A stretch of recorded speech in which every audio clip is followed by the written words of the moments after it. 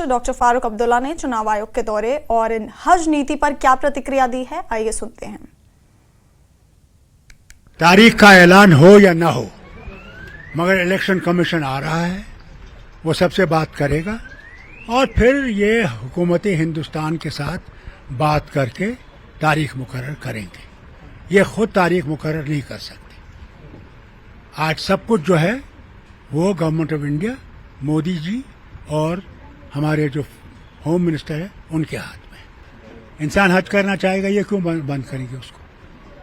वो इनके पैसे पे तो नहीं जा रहा है, वो तो अपने पैसे पे जा रहा है। अब तो इनकी तरफ से कोई कंसेशन नहीं है, सारे कंसेशन तो खत्म हो गए हैं, तो ये कैसे रोक सकते हैं?